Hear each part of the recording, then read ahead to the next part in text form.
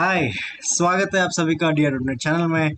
आज हम करेंगे कुछ इम्पोर्टेंट टॉपिक। ज़्यादा लंबा नहीं होगा, बस छोटा सा होगा। प्रोसीजरल प्रोग्रामिंग और ऊप्स के बीच में डिफरेंस है। मुझे पता है, टाइटल देख के तो आपने आया होगा। ये ना बहुत इंपॉर्टेंट क्वेश्चन है, चाहे फ्रेशर हो या आप 3 से 5 साल के एक्सपीरियंस हो। ये क्वेश्चन तो इंटरव्यूअर पक्का पूछेगा। तो ये पढ़ने से पहले हम बनाएंगे एक प्रोजेक्ट। अब तो आपको पता चल गया होगा, हम कंसोल ऐप बनाते हैं। जो फोन में देख रहे मत देखो, लैपटॉप खोल के बैठो। क्या रखेंगे? Procedural programming versus oops. ठीक है, ये रखेंगे हम। ओके, क्रिएट कर दे, क्रिएट कर दे। ठीक है, इसको जब तक ये खुलेगा तब तक हम करेंगे। आज हम कंपेयर करेंगे प्रोसीजरल प्रोग्रामिंग क्या होता है और ऊप्स क्या होता है, कब कौन सा यूज करना चाहिए, और दोनों का कोड के एग्जाम्पल देखेंगे रियल वर्ल्ड एग्जाम्पल के साथ। चलो देखो, प्रोसीजरल जो स्टाइल होता है ना, दोनों प्रोग्रामिंग का तरीका है, दोनों अलग अलग वे ऑफ राइटिंग है।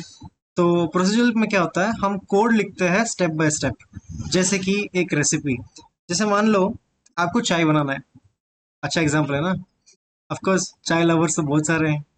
ठीक है, अगर आपको चाय बनाना है तो सब कुछ हमें मैन्युअली करना पड़ता है। जैसे कि पानी गर्म करना है, पत्ती डालना है, दूध डालना है, उबालना है। टेस्ट मत करना मुझे चाय आता है कि नहीं, मैं बस एग्जांपल दे रहा हूँ कि ये सब स्टेप्स करना पड़ता है एक चाय को बनाने के लिए, राइट।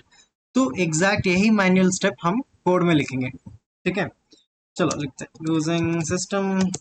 ये क्या लाइन है? यूजिंग सिस्टम मैं तो एक्सप्लेन कर ही दूंगा, बट अगर आप कमेंट में लिख दोगे इसका मतलब क्या है और क्यों लिखते हैं हम पहले लाइन पे, ना लिखते तो क्या होता है, ये मुझे कमेंट में लिख दो। अगर जिसका सही होगा उसका नाम लेके मैं अगला वीडियो में बता दूंगा, हाँ भाई तूने सही बोला है। ठीक है, ठीक है, एक क्लास प्रोग्राम लिखते हैं। क्या हो गया, क्या हो गया? रुक जाओ। Shit। ठीक है, तो उड़ गया क्या? ओके, क्लास प्रोग्राम लिखो लिखो साथ साथ में। पी कैपिटल लिखे आओ। या क्लास प्रोग्राम अगर मैं लिखता हूँ स्टैटिक वॉइड बॉयल वाटर। ठीक है,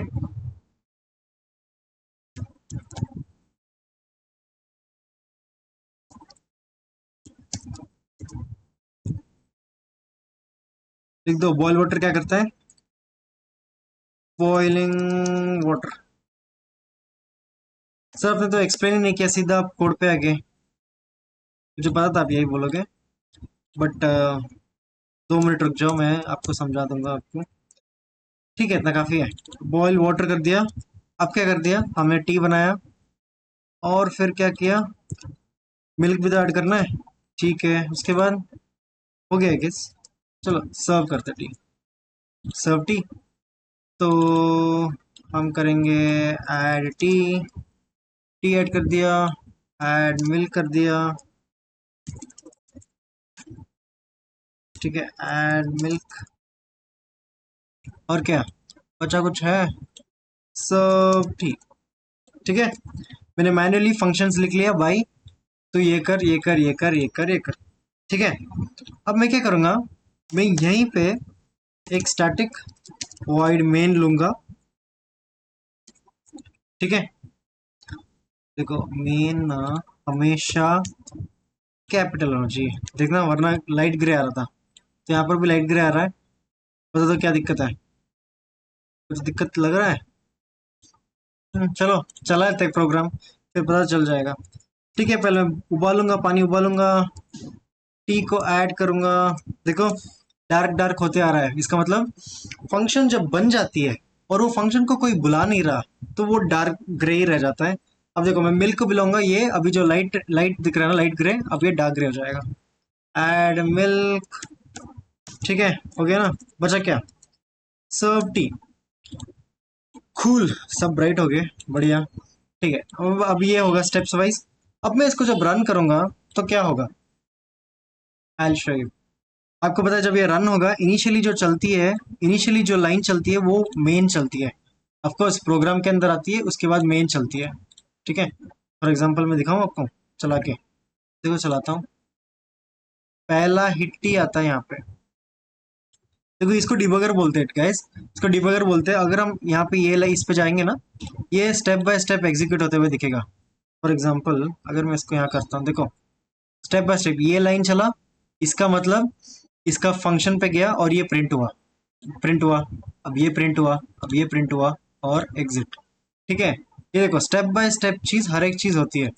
अब आप सोच रहे होंगे सर हम स्टेप बाय स्टेप क्यों करें, राइट, क्यों करें? हम नहीं करेंगे ये चीज, हम कुछ और करेंगे। क्या करोगे? हम यहाँ पे ऑब्जेक्ट बना के बुला लेंगे। ठीक है भाई, बुला लो, मुझे क्या। ठीक है, हम इसको बनाते हैं। ठीक है, मैं एक तरीका बोलता हूँ।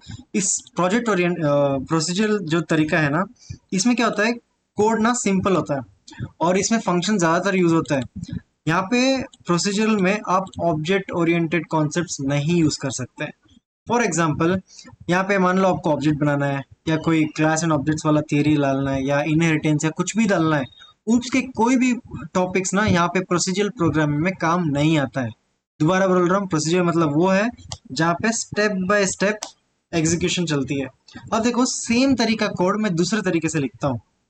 ठीक है, दूसरे तरीके से मैं कैसे लिखूंगा? फर्स्ट ऑफ ऑल ये स्टैटिक को हटाता हूँ। स्टैटिक तब लिखेंगे हम जहाँ पे हमें ऑब्जेक्ट ना बनाना हो। अरे यार, जहाँ पे हमें ऑब्जेक्ट नहीं बनाना हो, ठीक है, वहां पे मैं यूज करूंगा स्टैटिक। अब फिलहाल के लिए मैं लिख रहा हूँ कौन सा स्टाइल में, ऊप्स का स्टाइल में लिख रहा हूँ, जहाँ पे मैं बनाऊंगा ऑब्जेक्ट, है ना। ऊप्स यूज कर रहा हूँ, ऑब्जेक्ट नहीं बनाया, मजा तो आएगा नहीं। ठीक है, यहाँ पे मैं बनाता हूँ क्या, पब्लिक। यहाँ पर भी मैं बनाऊंगा पब्लिक। स्टैटिक हटा देता हूँ। एरर पढ़ो, क्या आ रहा है? Object reference is required for non static field method और प्रॉपर्टी दिस। इसका मतलब है कि इसको ऑब्जेक्ट चाहिए। ठीक है, मैं मेन यहाँ पे नहीं रखूंगा, मेन में बाहर रखूंगा, और इसको मैं कुछ और दूंगा क्लास। लेट्स कीप इट, कुछ नाम बताओ। चलो यार टी मेकर रखते हैं, टी मेकर। ठीक है, इसको मैं बुलाऊंगा मेक टी। ठीक है, कूल। पब्लिक वॉइड ये बना दिया, बना दिया, बना दिया, बना दिया, बना दिया। स्टैटिक वॉइड मेन तो नहीं होगा, क्या दिक्कत दे रहा है? Object reference required for non static field. जब ये नॉन स्टैटिक है तो स्टैटिक फंक्शन के अंदर कैसे आ सकता है? देखो ये तो नॉन स्टैटिक है, अगर यहाँ पे स्टैटिक होता तो चल जाता। तो ये स्टैटिक लिखा हुआ है बट नहीं लिखना चाहिए, राइट, क्योंकि ये सारा नॉन स्टैटिक है, तो इसको भी नॉन स्टैटिक बनाओ। नॉन स्टैटिक वर्ड तो नहीं है, पब्लिक बना दो, हो गया ना इशू सॉल्व। तो एरर को पढ़ने से आपको और क्लैरिटी मिलेगी। ठीक है, ये तो क्लियर हो गया, यहाँ पे खत्म हो गया। मैं यहाँ पे बनाऊंगा क्लास प्रोग्राम। सर आप तो ऑब्सेस्ड हो प्रोग्राम के साथ। हाँ, प्रोग्राम के साथ थोड़ा हूँ। ठीक है, ठीक है, यहाँ बनाओ आपका as usual static void M capital.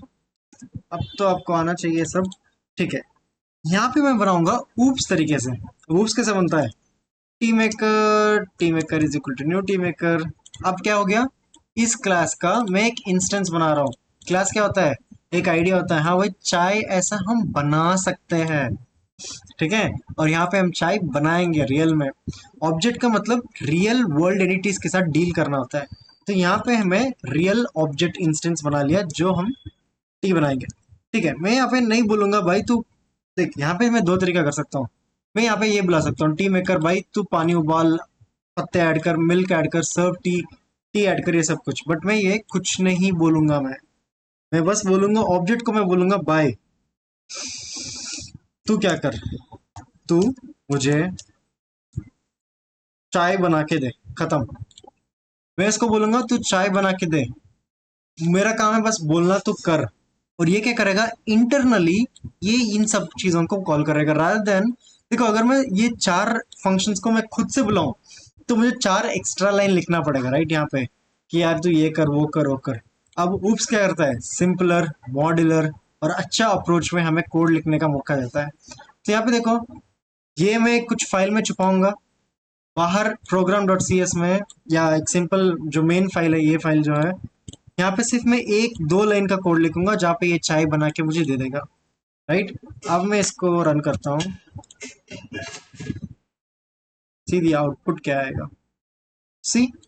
मैंने क्या बोला, भाई टी बना दे, टी मेकर का ऑब्जेक्ट बना दिया, और मैंने बोला भाई ऑब्जेक्ट तू मुझे टी बना के दे दे, और ये सब कुछ सारा स्टेप्स कर दिया जो हम इनिशियल में जब हम ये कर रहे थे प्रोसीजरल प्रोग्रामिंग, जहाँ पे हमें सब कुछ लिखना पड़ता था।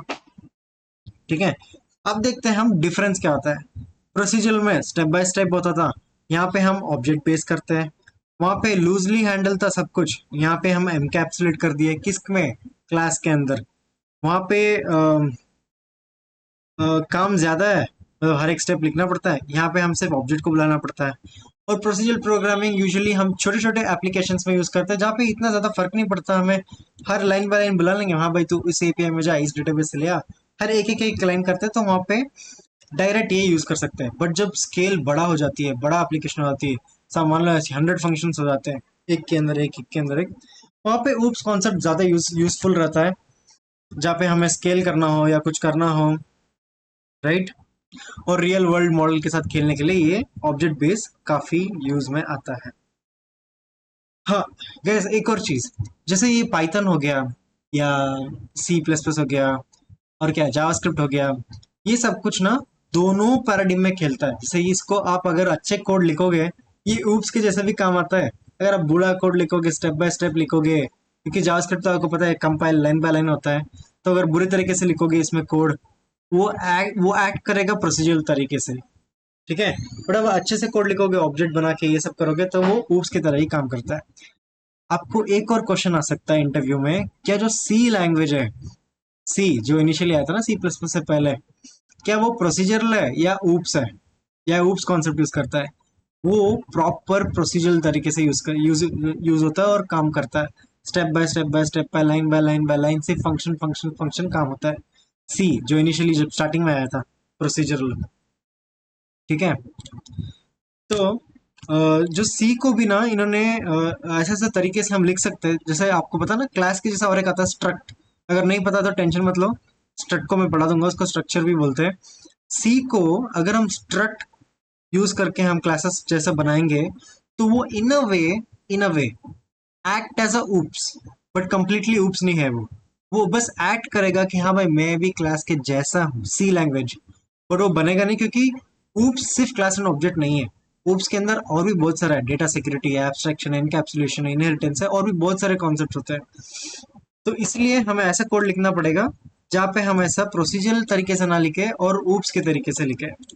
ठीक है, तो अब कोई पूछे प्रोसीजरल या और ऊप्स में क्या फर्क है, तुम सिंपली यही बोल सकते हो, चाय बनाना मैनुअल तरीके से यहाँ पे बनाना पड़ता है, और यहाँ पे ऑब्जेक्ट बुलाना पड़ता है। ठीक है, ये एक एग्जांपल नहीं, रियल में भी बहुत सारे और भी बहुत सारे एग्जांपल हैं। हाँ बस ठीक है, बस दोस्तों आज के लिए इतना काफ़ी है। अगला वीडियो में हम और भी अच्छे टॉपिक्स ले आऊंगा मैं। ये तो मैं ऐसे ही छोटा सा वीडियो बनाया था इस टॉपिक पे, क्योंकि मुझे लगता है कि बहुत सारे लोगों को अभी भी कॉन्सेप्ट में ये दिक्कत है कि प्रोसीजरल और ऊप्स तरीके से कैसे काम होता है। ऊप्स में याद रखना गाइस, क्लासेस ऑब्जेक्ट्स होते ही होते हैं।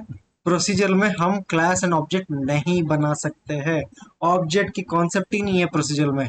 इसमें फंक्शन पॉइंटर्स और स्ट्रक्ट वाले कॉन्सेप्ट है, वो हमें नहीं जाने की जरूरत है कि हम सी शार्प और डॉट नेट कर रहे हैं। हम अगर ऊप्स में अच्छे से हमारा होल्ड बनेगा, which is more than enough.